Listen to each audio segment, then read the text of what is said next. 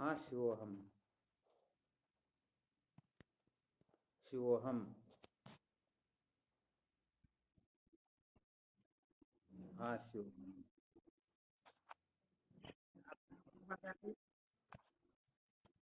शिवोहम।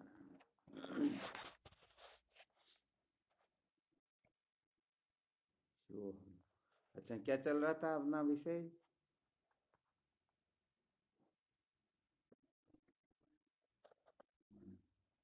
बहुत बहुत अच्छी बात है।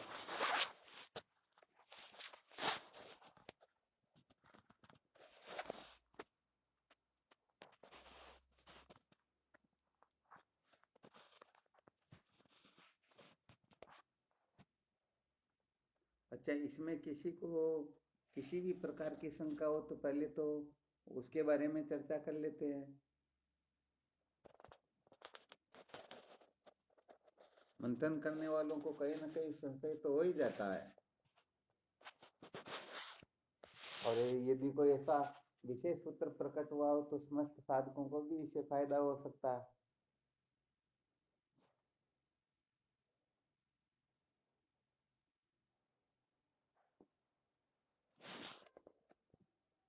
कोई कुछ बोलेंगे?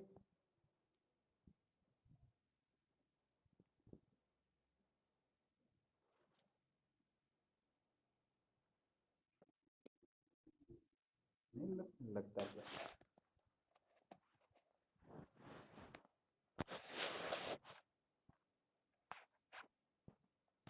अच्छा, विचार करके देखो और बताओ। चार प्रकार की कृपा किसी के ऊपर पूर्ण रूप से हो जाए तो क्या होता है?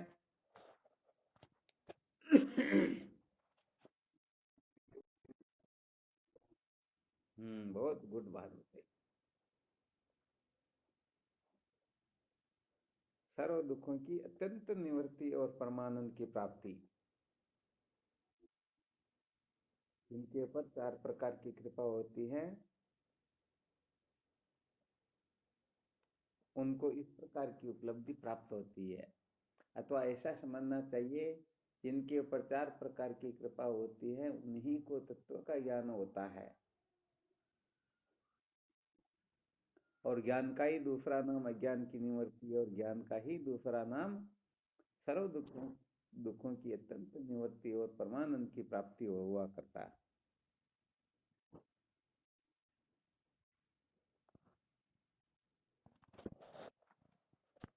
तो यहाँ पर एक विशेष सूत्र निकला। वह विशेष सूत्र क्या निकला?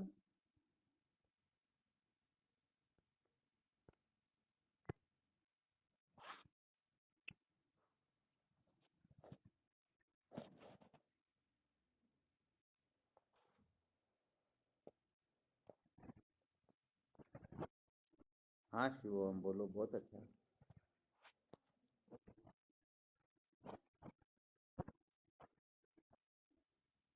हाँ, नहीं वो तो बिल्कुल सत्य है। नहीं, अभी जो अपन ने चर्चा की ना, चार प्रकार की कृपाओं से तत्व ज्ञान होता है। तो यहाँ पर अपन इसका क्या और रहस्य समझ सकते हैं यहाँ पर?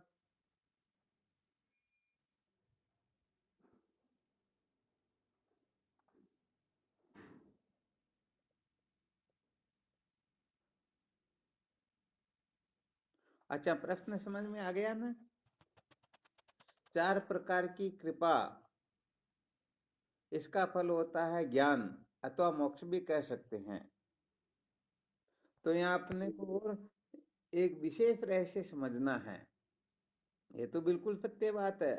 जो श्रुति माता को प्रमाण समझेंगे उन्हीं का चित्त शुद्ध होगा, उन्हीं को तत्व का ज्ञान होगा और वही संसार के बंधन से मुक्त होंगे।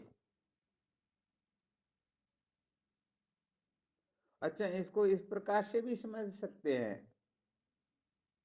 इसको समझ लो आरोह क्रम कहते हैं, और अवरोह क्रम से चले तो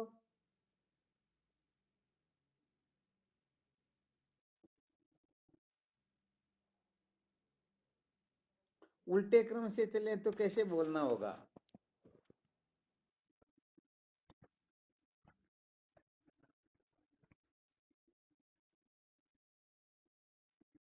हाँ, बिल्कुल वास्तविक बात है, इसमें कभी संशय नहीं करना चाहिए। एक कृपा में भी यदि कोई गड़बड़ है तो सचमुच में वेदांत के अनुसार जैसी निष्ठा बननी चाहिए उस प्रकार की निष्ठा बनेगी नहीं, वैसा बोध होगा नहीं। परंतु चार प्रकार की कृपाओं का जो भी विवेचन किया, यहाँ पर एक रहस्य निकलना और इसको थोड़ा विपरीत क्रम से भी बोल करके देखना, ताकि हम सचमुच में चार प्रकार की कृपा प्राप्त करने के लिए एडी से चोटी तक का परिश्रम करें। इस बात को अपन गड़बड़ घोटाले में नहीं डाले कि होगी तो ठीक है, नहीं होगी तो कोई दिक्कत नहीं है।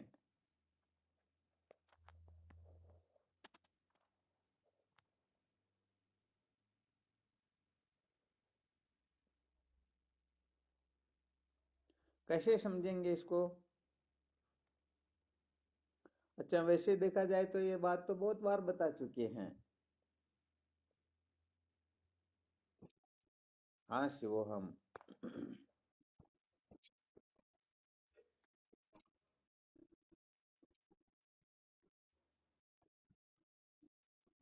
हाँ बिल्कुल सत्य वचन, इसमें कोई दो राय की बात नहीं है। ये तो बिल्कुल पक्का करके निश्चय कर लेना चाहिए। अभी जो सूत्र बताया गया ना, चार प्रकार की कृपा जिसके ऊपर होती है उसी को ज्ञान होता है। तो यहाँ पर थोड़ा विवेचन करना।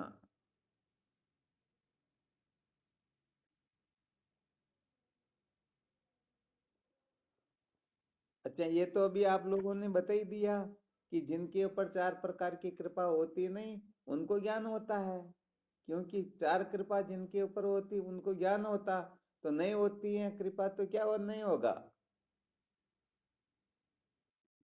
हाँ बिल्कुल, ये तो स्पष्ट बात है, इसमें कोई दिक्कत की बात ही नहीं है। अब यहाँ पर मूल बात ये है कि ये चार प्रकार की जो कृपा है ना, ये किसके हृदय में उदय होगी, ये प्रश्न था।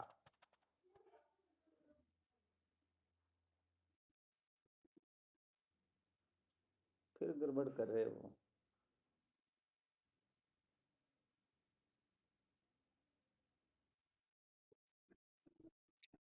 फिर गड़बड़ कर रहे हो। नहीं। अच्छा, इसका मतलब प्रश्न समझ में नहीं आया है ना। चार प्रकार की कृपा जिनके ऊपर होती है उनको ज्ञान होता है, परंतु चार प्रकार की कृपा किसके हृदय में उदय हो सकती है, अथवा चार प्रकार की कृपा न होते हुए भी कैसे होती, इसके लिए पूर्ण रूप से परिश्रम कौन करेगा।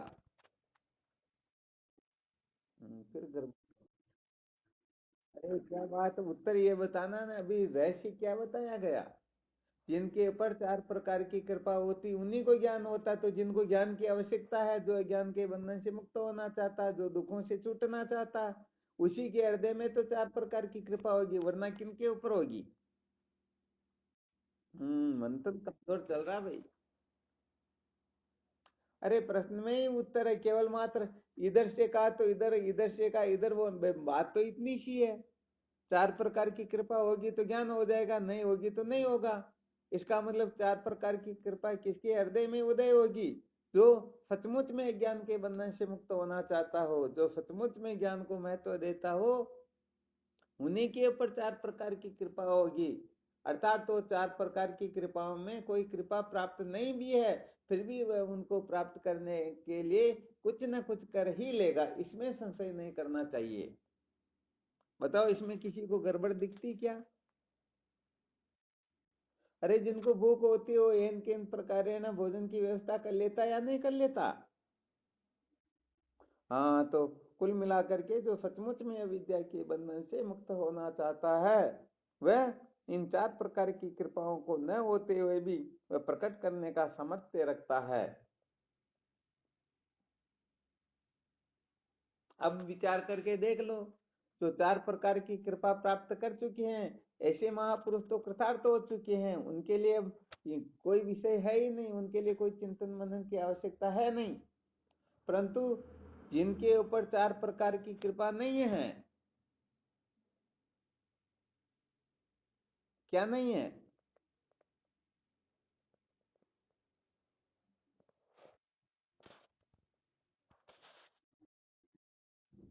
अच्छा, आवाज नहीं आ रही क्या? अब आ रही है ना? अर्थात जिनके ऊपर चार प्रकार की कृपा है, उनके लिए कोई चिंतन मनन करना है नहीं। परंतु जिनके ऊपर चार प्रकार की कृपा नहीं है, वह क्या करे? तो उनके हृदय में चार प्रकार की कृपा उदय होने लग जाए।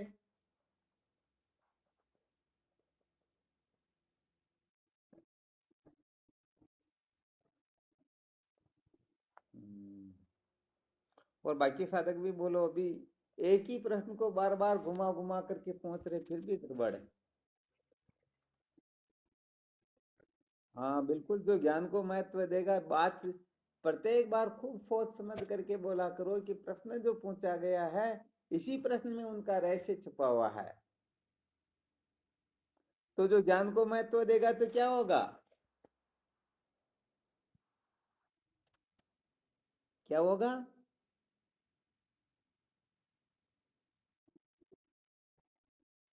क्या करें महाराज, आज चित्त में ज्यादा चंचलता क्या बात है? अरे जी, जो ज्ञान को महत्व देगा उसके हृदय में चार प्रकार की कृपा उदय होने लगेगी। अच्छा विचार करो थोड़ा, अभी आपसे प्रश्न क्या किया गया? ज्ञान को महत्व देगा इसका मतलब है ज्ञानी है या अज्ञानी, बोलो। अज्ञानी सर्व दुखों से मुक्त हो जाएगा क्या? अरे जिनको ज्ञान होता है वह सर्व दुखों की निवृत्ति और परमानंद की प्राप्ति रूप मोक्ष प्राप्त करता है ना, या नहीं?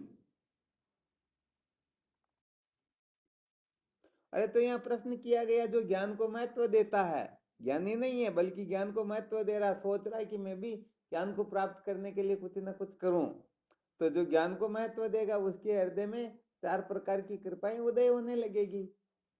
अपना मूल प्रश्न तो जब चार प्रकार की कृपा से संबंधित ही है, तो कैसा भी घुमा फिरा करके क्यों न पूछा जाए, मूल बात तो यहीं पर आएगी ना। या तो अज्ञान की निवृत्ति या चार प्रकार की कृपा।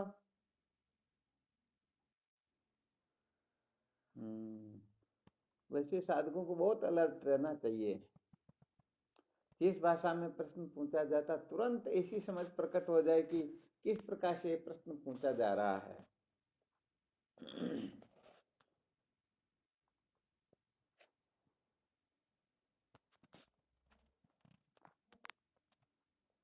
अच्छा कोई ये कह दे कि चार प्रकार की, ये सर्व दुखों की निवृत्ति और परमानंद की प्राप्ति, ये तो ज्ञान से होती हैं, होती या नहीं होती? फिर चार प्रकार की कृपाओं की क्या जरूरत, बस डायरेक्ट ज्ञान प्राप्त करो और अपने जीवन को धन्य बनाओ। क्यों इनके पचड़े में पड़ना, अपने को क्यों समय बर्बाद करना?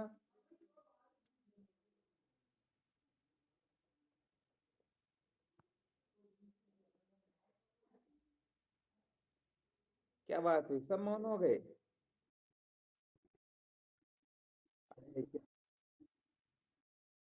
हाँ बिल्कुल बिल्कुल सत्य बात। ऐसे अलर्ट रहो। कहने का मतलब यदि कोई चाहता है कि मैं सारा दुखों से मुक्त होकर के परमानंद का अनुभव करूं, तो इसके लिए ज्ञान की आवश्यकता होती है। परंतु ज्ञान जो होता है, वो कहने का मतलब जिस प्रकार से दीपक को जो जलाया जाता है ना, उसमें जो जो साधन सामग्री हो वह समस्त हो, दीपक भी हो, बाती भी हो, घी तेल भी हो, तब जाकर के दीपक प्रज्वलित हो सकता है। आ गया समझ में? तो ऐसे ज्ञान से समस्त बंधनों से मुक्ति प्राप्त होती है। परंतु ये ज्ञान चार प्रकार की कृपा के बिना होता ही नहीं। इस बात को स्वर्ण अक्षरों में लिख लेना चाहिए, सबको नोट कर लेनी चाहिए कि जिनके ऊपर चार प्रकार की कृपा होती है उसी को तत्व का ज्ञान होता है, और जिसको ज्ञान होता है वही संसार बंधन से मुक्त होता है। अब जो सचमुच में संसार के बंधन से मुक्त होना चाहते हैं वह सचमुच में केवल और केवल मात्र ज्ञान को ही महत्व देंगे, और जो सचमुच में ज्ञान को महत्व देंगे वो चार प्रकार की कृपा प्राप्त करने में किसी भी प्रकार की लापरवाही नहीं करेंगे।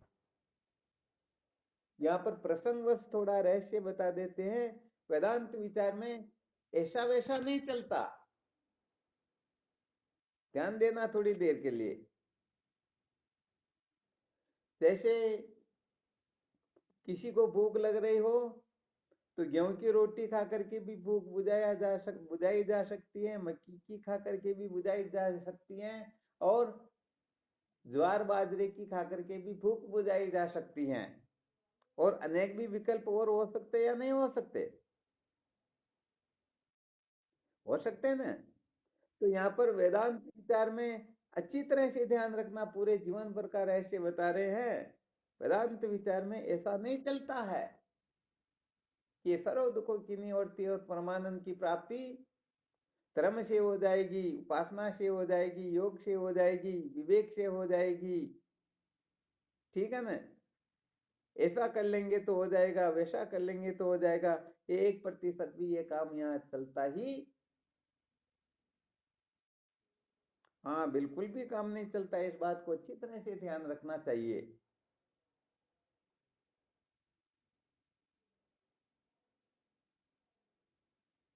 क्या सुना रहे थे इससे पहले?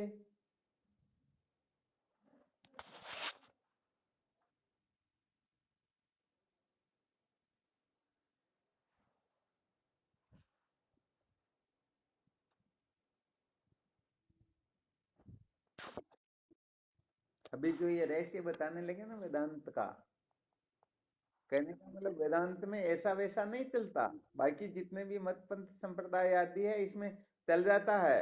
राम राम करो तो चल जाता है, कृष्ण कृष्ण करो तो चल जाता है, राधे राधे करो तो भी चल जाता है। ये नहीं करो वो कर लो तो हो जाएगा, वो नहीं तीसरा कर लो चौथा कर लो तो भी हो जाएगा। परंतु वेदांत विचार के अंतर्गत तो ये जैसे दो और दो चार होते हैं वैसे ही अकाटैश युक्तियों के द्वारा, किसके द्वारा? अकट्य युक्त के द्वारा दो विचार होते हैं वैसे ही रीते ज्ञानान्न मुक्ति, बिना ज्ञान के किसी का कल्याण होता ही नहीं। इसको अच्छी तरह से निश्चय कर लेना चाहिए, तब जाकर के ये सारा का सारा साधन भजन चार प्रकार की कृपाएं सार्थक हुआ करती हैं। हाँ तो यहाँ अपने को अज्ञान के बंधन से मुक्त होने में, कहने का मतलब कल्पना नहीं करनी है कि इससे भी हो जाएगा उससे भी हो जाएगा। अज्ञान की निवृत्ति केवल और केवल ज्ञान से होती है, जिस प्रकार से अंधकार की निवृत्ति प्रकाश से ही होती है। हेतु मोक्ष को ज्ञान एक नहीं, कर्म नहीं ध्यान, रज्जु सर्प तब ही न से होए रज्जु को ज्ञान। तो अधिष्ठान ज्ञान बिना विद्या एवं तन्मूलक संसार की अत्यंतिक निवृत्ति होती ही नहीं। अतः महत्व केवल और केवल मात्र ज्ञान को ही देना होगा। जो ज्ञान को महत्व देंगे सचमुच में उनके हृदय में ही वे ही चार प्रकार की कृपा प्राप्त करने की चेष्टा करेंगे, पुरुषार्थ करेंगे, प्रयत्न करेंगे। और चार प्रकार की कृपा उदय होने के पश्चात जो बोध होता है वह बोध ही एक नंबर का बोध होता है। और ये बोध अच्छी तरह से ध्यान रखना, ये बोध ही आपको महात्मा बनाए। इस बोध के द्वारा ही, ऐसा बोध प्राप्त करके ही महात्मा का पद प्राप्त होता है। महात्मा होते हैं, वरना असुर वो हो जाया करते हैं। क्या हो जाया करते? हाँ, एक तो कहने का मतलब वेदांत भी समझो दो प्रकार का होता है। एक तो महात्माओं का वेदांत होता है और एक नेताओं का वेदांत होता है। ध्यान रखना अच्छी तरह से। तो महात्माओं का वेदांत जन्म मरण के बंधन से मुक्त कर देता है, और नेताओं का वेदांत अर्थात महात्माओं के अलावा ये जितने भी चाहे कथाकारों का वेदांत हो, चाहे बाकी जितने भी संसार में हैं इन सब का हो, ये सारा का सारा भटकाने वाला ही होता है। महात्माओं के वेदांत की क्या पहचान है?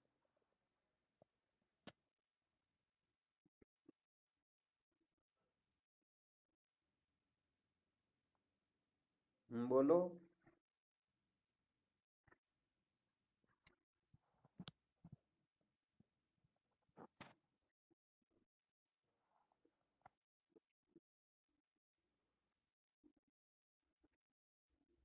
इनका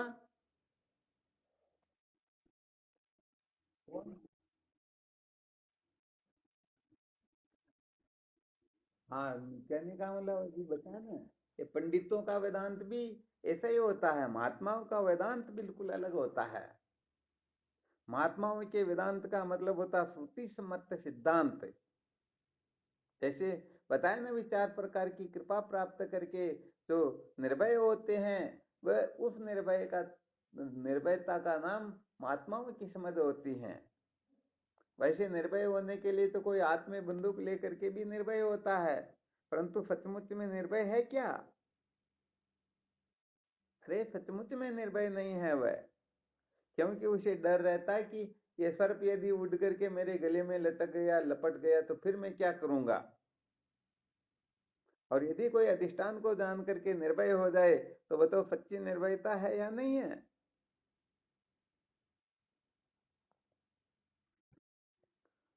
अच्छा, थोड़ा यहाँ विचार करते हैं महात्माओं का वेदांत क्या होता है, और नेताओं का या बाकी कलाकारों का, बाकी के कथाकारों का, पंडितों का जो वेदांत होता है वो क्या होता है।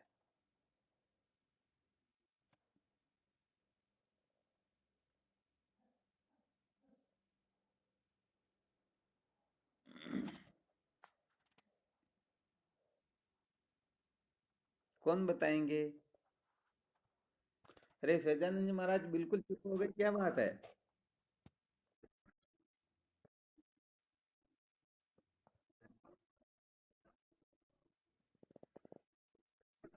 वैसे वो पंडितों का नेताओं का वेदांत भी यही कहता है।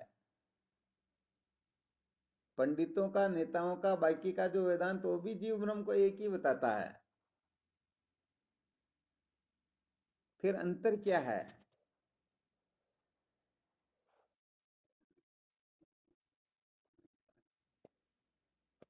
अच्छा।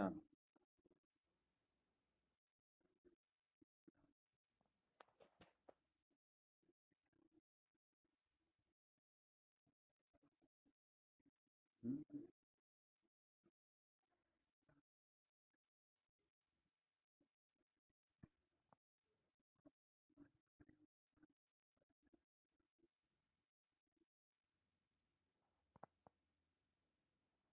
अच्छा, यदि वो बाकी के वो भी जैसे महात्मा लोग कथन करते उसी प्रकार से करने लग जाए तो?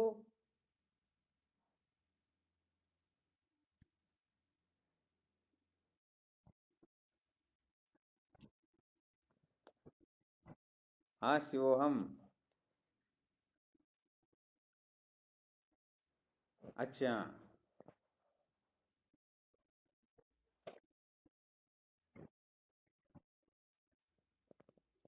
ठीक बात है। देखो थोड़ा संकेत करते हैं, ठीक है ना।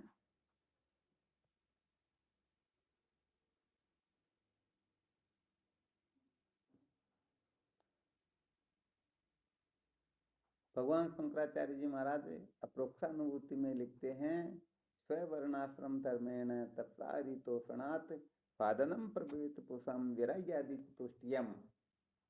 अर्थात जिस किसी भी प्रकार से निष्काम कर्म करके ईश्वर की प्रसन्नता प्राप्त करे और फिर चतुष्टय साधन संपन्न होकर ब्रह्म विचार की ओर प्रवृत्त हो। कर्म समझ में आ रहा ना? हाँ, वही समझ लीजिए, श्रुति प्रमाणिक मत स्वधर्म निष्ठा वाली बात है। तो कहने का मतलब अंतःकरण को शुद्ध करके फिर तत्व का जिज्ञासु अर्थात चतुष्टय साधन संपन्न होकर के फिर श्रोत्रिय ब्रह्मनिष्ठ गुरुदेव के सानिध्य में विधि पूर्वक बैठ करके जो वेदांत का विचार करता है, और उस विचार से जन्य जो ब्रह्माकार वृत्ति है, वह ब्रह्माकार वृत्ति जब अज्ञान को मूल सहित भस्मीभूत कर देती है, तब ऐसा निश्चय हो जाता है, मुझे किसी भी प्रकार का किंचित मात्र कोई कर्तव्य शेष है ही नहीं। तो तत्व ज्ञान होने के बाद में करना, जानना, पाना, छोड़ना, ये भ्रांतियां जो सम्यक प्रकार से निवृत्त हो जाती हैं, समझ लीजिए इसको कहते हैं महात्माओं का वेदांत।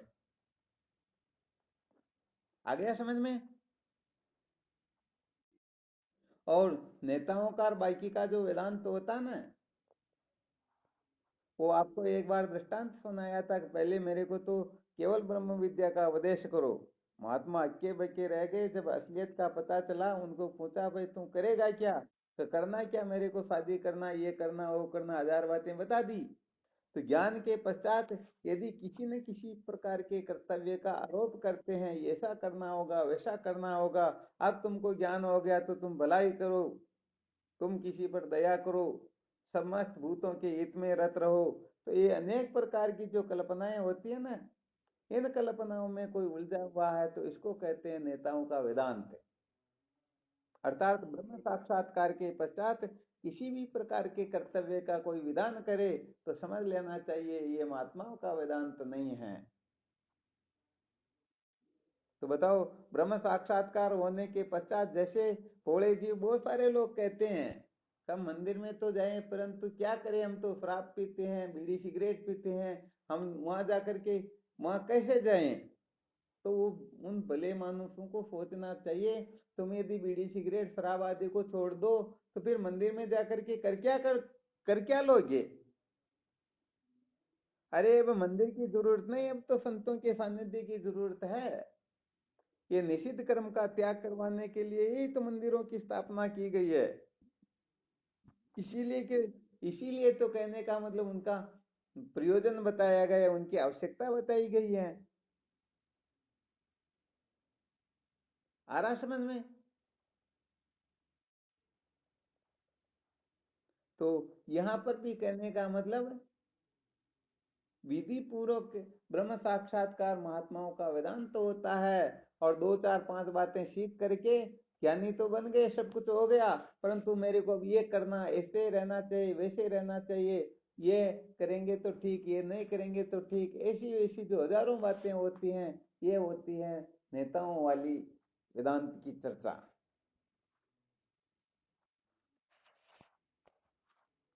जिनको बोध हो गया सचमुच में मैं अद्वितीय ब्रह्म हूं, बताओ उसके लिए कोई कर्तव्य शेष है क्या। और यदि समझता है कि नहीं नहीं मुझे ये करना धरना है, तो बताओ यथार्थ में बोध हुआ क्या। हाँ, ये थोड़ी आगे की कक्षा में जब अपन विचार करेंगे तब इनके ऊपर और विशेष चर्चा करेंगे। अभी तो थोड़ी ये विधि पूर्वक की चर्चा चल रही ना, फिर भी क्या है कि प्रसंगवश बता दिया, साधकों को थोड़ा ध्यान रहे। और जो समझते हैं कि हमको ज्ञान हो गया तो वो भी थोड़ा विचार करे कि ज्ञान हो गया, फिर भी कहने का मतलब ये जो भ्रांति बनी हुई है कि मुझे ये करना, जानना, पाना, छोड़ना, तो कहने का मतलब ये गड़बड़ क्या, बात क्या हो रही है, उस पर भी थोड़ा चिंतन मनन कर सके, ठीक है ना। तो कुल मिलाकर के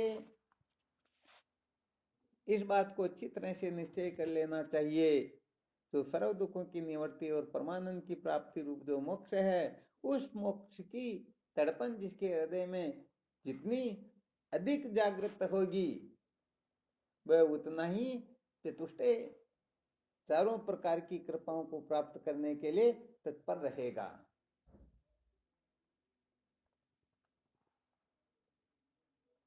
तो शायद इस रहस्य को समझ करके हम विचार कर सकते हैं या नहीं कर सकते कि सचमुच में ज्ञान को महत्व देने वाले साधक कितने हैं।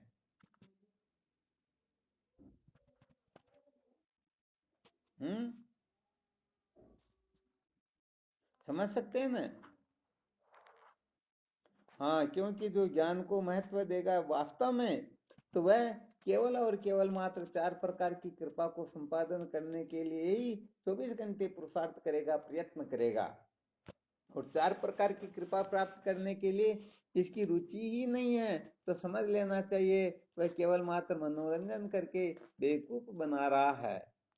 क्या बना रहा है।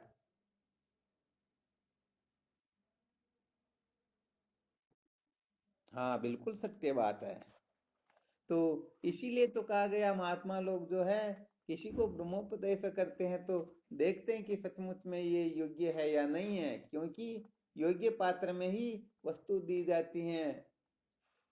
शेरनी का दूध जैसे सोने के पात्र में रुकता है, वैसे ही ये ब्रह्म विद्या उच्च कोटि का जिनका अंतःकरण होता है उसके हृदय में ही ये सचमुच में ब्रह्म विद्या फलित हो सकती है। तो चलो अपने को अधिक से अधिक दुखों से मुक्त होने की तड़पन, हाँ यहाँ पर भी थोड़ा ध्यान रखना, दुखों से मुक्त होने की तड़पन तो जीव मात्र की है, परंतु यदि कोई दुखों से मुक्त होने के लिए सोचता है कि मैं ऐसा वैसा कर्म करूं, ऐसी उपासना करूं, ऐसी समाधि लगा लूं, या पता नहीं, या ये या वो कर लूं, समझ लेना चाहिए वह चार प्रकार की कृपा प्राप्त करने की सपने में भी चेष्टा नहीं करेगा। हाँ एक आधी कृपा प्राप्त करने की कर सकता है, परंतु चार प्रकार की कृपा के लिए वह मेहनत नहीं करेगा। समस्त दुखों से मुक्त होने की तड़पन जागृत होने के पश्चात ऐसा निश्चय हो, मुझे ज्ञान के द्वारा ही कर्त करते होना है, ज्ञान के सिवाय और मुक्त करने वाला साधन कोई है ही नहीं। ऐसी दृढ़ निष्ठा जिसके हृदय में जागृत हो जाती है, तो न चाहते हुए भी धीरे धीरे धीरे धीरे उनके हृदय में चार प्रकार की कृपाओं का प्रादुर्भाव होने लग जाता है। आ गया समझ में? हाँ ये विशेष बात है। तो कहने का मतलब समस्त दुखों से मुक्त होना अपने जीवन का लक्ष्य बनाओ, और दुखों से निवृत्ति केवल और केवल मात्र ज्ञान से ही होती है, ज्ञान के सिवाय और कोई साधन नहीं है। इन एक दो बातों को ठीक तरह से समझ लोगे तो सच्ची बात है,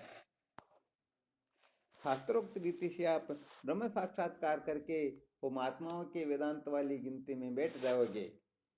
और ऐसा न करके दुखों से छुटकारा तो चाहते हैं, परंतु इसके लिए कोई धन की मांग करता, कोई भोगों की मांग करता, कोई समाधि की करता, कोई पता नहीं किस किस की करता है, तो सच्ची बात है वह वास्तव में महात्माओं का वेदांत नहीं बल्कि नेताओं के वेदांत की गिनती में ही आएगा।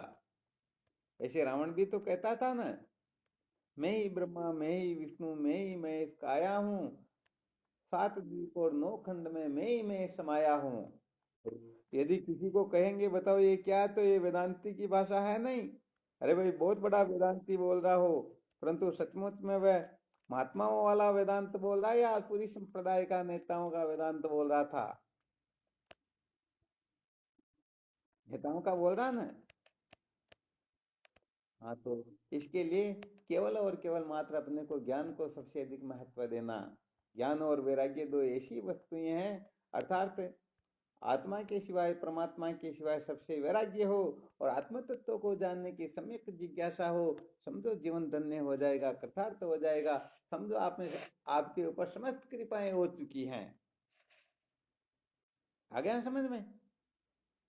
जिस तत्व को जानना हो उसके सिवाय सबको कचरा समझ ले, और जिसको जानना हो बस उसी के लिए सम्यक प्रकार से प्रयत्नशील हो जाए। तो इतनी सी बात यदि कोई साधक ठीक तरह से समझ लेता है, समझना समझना चाहिए, वह कृतार्थ हो गया, उनका जीवन धन्य हो गया। तो विचार करके देखना, हम अपने आप को ज्ञान से सुखी करना चाहते हैं या कर्म से, धन से, भोग से? यदि यह विचार करोगे तो न कर्मणा न प्रजया न धनेन त्यागेन केमरी तत्व मानस, ये केवल उपनिषद का जो मंत्र है ये ठीक ठीक आपके हृदय में प्रकट होने लगेगा।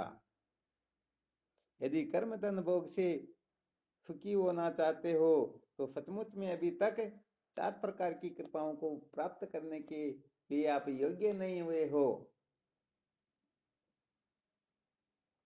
और ज्ञान से चाहते हो तो अरे योग्यता आप में आ गई। इसमें समय थोड़े लगता क्या? ऐसा थोड़े 2000 लाख करोड़ वर्ष तक ऐसा करेंगे तब ईश्वर कृपा करेंगे, वेद भगवान कृपा करेंगे। अरे जब इनकी कृपा होगी, ईश्वर कृपा, वेद कृपा, स्वयं कृपा, तो केवल ये बात ही अच्छी तरह से समझ में आएगी कि मुझे केवल और केवल मात्र आत्म तत्व का साक्षात्कार करना है, और आत्मा के सिवा जो कुछ भी है तो अन्यदार्थम, वो सारा का सारा कचरा है, इसलिए मुझे कचरे से क्या लेना देना, इससे मेरे को क्या प्रयोजन।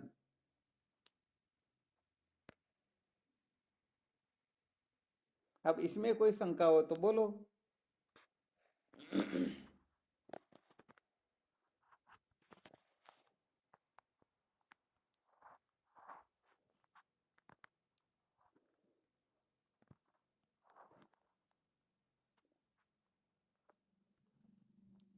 सबको समझ में आ गया क्या?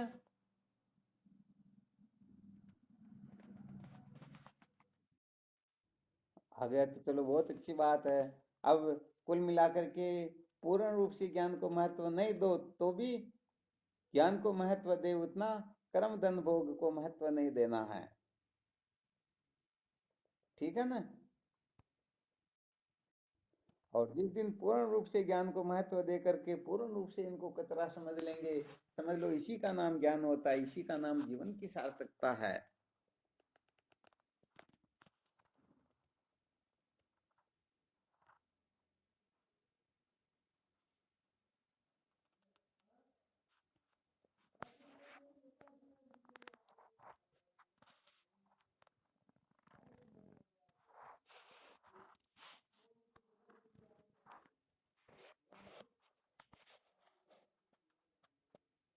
चलो ठीक, तो फिर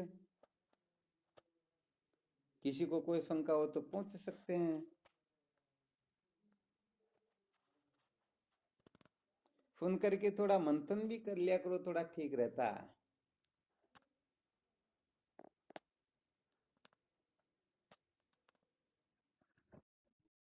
हाँ शिवोहम। हाँ बिल्कुल बोलो।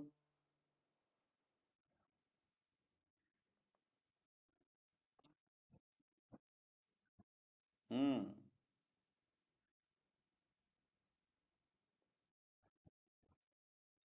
हाँ बिल्कुल। देखो यहाँ पर कहने का मतलब अभी तक वह न तो गुरुदेव की शरण में गया, न उनके ऊपर ईश्वर आदि की पूर्ण रूप से कृपा है। यदि इस समय ये समझ ले आत्मा के सिवाय किंचित मात्र कोई वस्तु नहीं, अब गुरुदेव की भी जरूरत कहाँ पर बताओ?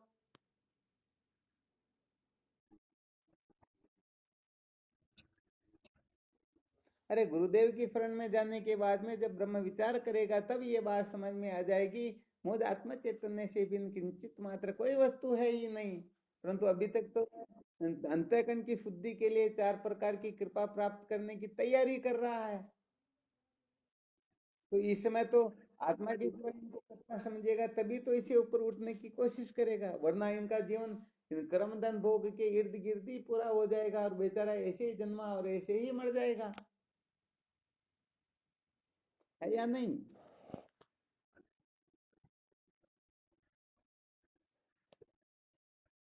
आवरण भंग होने के बाद में तो कहने का मतलब ज्ञाते द्वैतम न विद्यते, फिर तो द्वैत नाम की कोई वस्तु रहती ही नहीं, फिर कृपा भी किसकी प्राप्त करें? ज्ञान की क्या आवश्यकता? ज्ञान की भी तो आवश्यकता नहीं है ना फिर तो।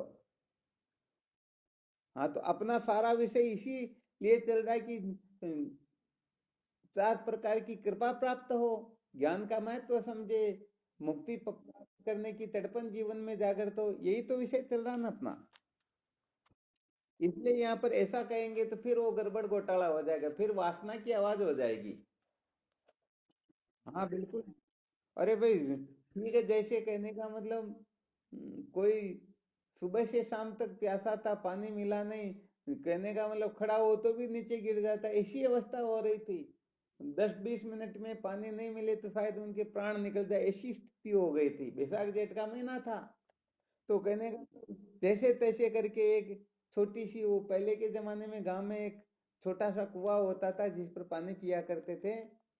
तो वहां गया तो जाकर के गिर गया और कहा भाई मेरे को जल्दी से पानी पिलाओ वरना मैं तो मर जाऊंगा। अब वहां पर उन्होंने कहा भाई ये बाल्टी रसा रहा, निकालो और पानी पियो। अब उस समय उसे जोश आया, पानी निकाला, पिया तो उसे इतनी गजब की तृप्ति हुई, इतना आनंदित हुआ कि तुरंत एक बाल्टी निकाल करके उनको ले जाकर कहने लगा भाई आप भी पियो, आप भी कृतार्थ हो जाओगे, आप भी आनंदित हो जाओगे। उन्होंने कहा भाई तेरे को जो भी तृप्ति मिली नहीं है तुम्हारे को पहले से ही है। अब बताओ उनके लिए जल की जरूरत है क्या? हाँ बस इसीलिए कुल मिलाकर के क्या होता है, प्रसंग को थोड़ा समझने की कोशिश करना होता।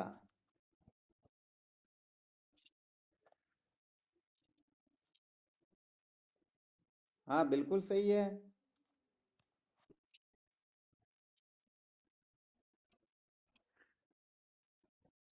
हाँ तो शांकर वेदांत के अंतर्गत भगवान शंकराचार्य जी महाराज जब ब्रह्मसूत्र के ऊपर भाष्य लिखने लगते हैं ना, तब पहले सूत्र में यही सिद्ध करते हैं कि अध्यास को स्वीकार किए बिना आगे की कोई प्रवृत्ति होती ही नहीं। पहले अपने को अज्ञानी समझना पड़ेगा, अज्ञान की सत्ता समझेंगे तभी तो समस्त कृपाएं और गुरुदेव की शरण में जाना, ब्रह्म विचार करना सार्थक होगा ना। तो पहले अज्ञान नहीं पड़ता, सबसे पहले ब्रह्म विचार करना हो तो अध्यास की स्थापना करनी पड़ती है। अध्यास नाम की भले ही कोई वस्तु हो ही नहीं, परंतु अध्यास को स्वीकार करेंगे तभी तो ब्रह्म विचार सफल होगा। और पहले यदि कह दे कि अज्ञान नाम की कोई चीज नहीं, अज्ञान नाम की कोई वस्तु नहीं, इनकी सत्ता ही नहीं, तो फिर क्या गुरु की आवश्यकता, क्या ब्रह्म विचार की आवश्यकता, ज्ञान किसमें चाहिए बताओ? होगा या नहीं होगा? हाँ, तो ये तो अंतिम कक्षा है महाराज जी। ये तो जब कहने का मतलब ब्रह्म विचार करते हैं। हाँ, ये बात है। अपना जो प्रसंग चल रहा है। हाँ बोलो। बिल्कुल।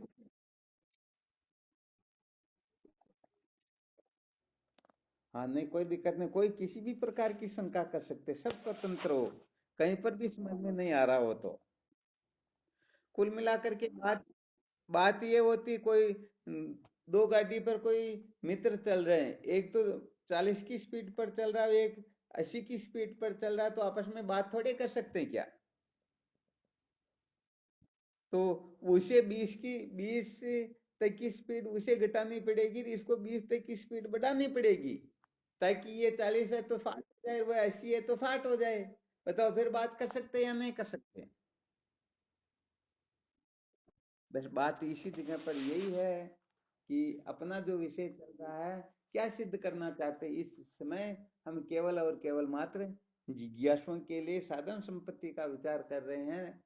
तत्व की जिज्ञासा कैसे जागृत होती है, ईश्वर कृपा, गुरुदेव की कृपा कैसे प्राप्त की जाती है, स्वयं की कृपा किस प्रकार से की जाती है, कर्म धन भोग का कैसे त्याग किया जाता, कैसे इनका उपयोग किया जाता, और कैसे इनसे हम ऊपर उठ सकते, बस यही चर्चा चल रही है अपनी। और आप जो सिद्धांत कथन करे, उस सिद्धांत को समझने के लिए तो सबको अपने अपने गुरुदेव की शरण में जाना, गुरुओं की शरण में जाकर के फिर ये ज्ञान की निवृत्ति का वो अपना थोड़ा कर लेना चाहिए।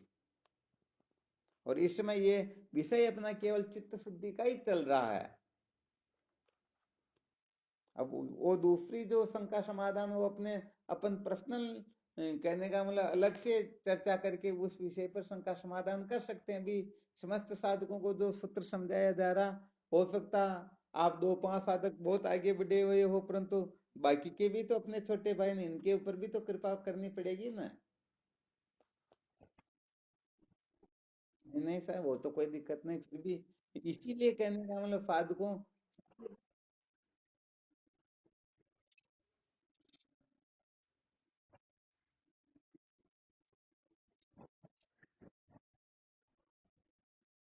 हाँ हाँ, वरना वास्तविक बात तो कभी कभी बता ही देते हैं, माया है माया खत्म, छाया है छाया न विद्यते। अरे माया तो क्या, माया की छाया भी नहीं होती, ये ज्ञान कौन से खेत की मूली है? परंतु यदि ऐसा कह देंगे तो बताओ साधक ब्रह्म विचार क्यों करेंगे? ये विशेष बात है। तो अभी तक कहने का मतलब हो सकता बाकी हो या नहीं हो सकता, मैं ही हूँ कर्म धन भोग के पीछे पागल हो रहा हूँ। तो कहने का मतलब यदि इनसे थोड़ा बहुत वैराग्य नहीं होगा, इनका सदुपयोग नहीं करेंगे, केवल पेट भरने के लिए, मौज मस्ती करने के लिए कमाएंगे खाएंगे, ऐश आराम करेंगे, और फिर 2 4 5 बातें ब्रह्म ज्ञान की भी कर लेंगे, तो शायद शास्त्रों की रीति से यह ब्रह्म विचार नहीं है। क्योंकि यहाँ पर तो वासुदेव सर्वम, समस्त समस्त विश्व मेरा ही स्वरूप है।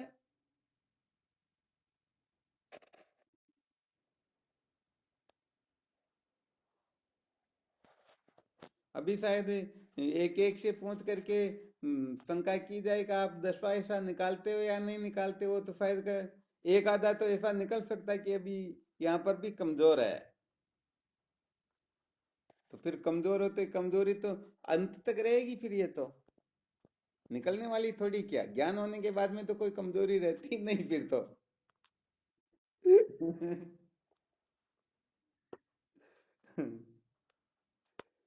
वो पंडित जी होवा ना, शादी ब्याह की टेम पे जो अतड़े वो जुड़ियो दुगो जी टेम पे लेनो, मान मालूम को पचास ने एक पैसे हाथ में बावड़ो कौन है। हाँ, जैसे फालतू की बातें वो है।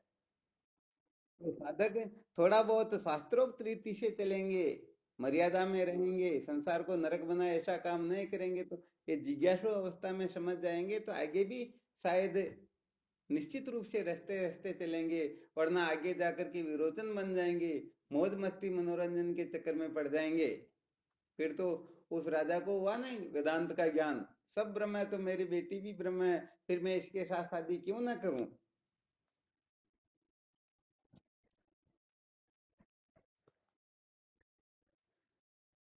हाँ तो महाराज, विरोचन का मत कहने का मतलब 99 भी समझ लो विरोचन का ही मत है ज्यादातर।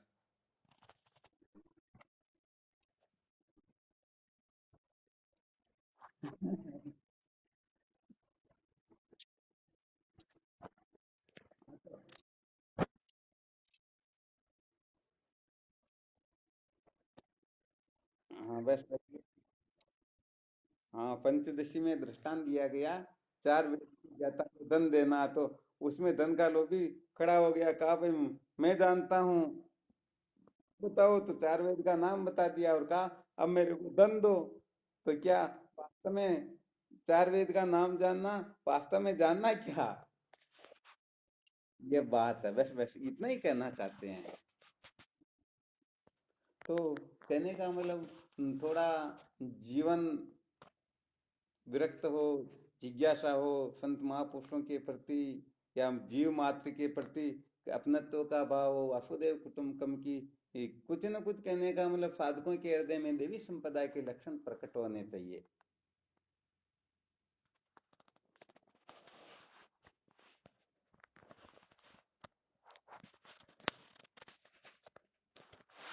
वाह, चलो बहुत बहुत धन्यवाद। हाँ, नमो नारायण शिवो हम।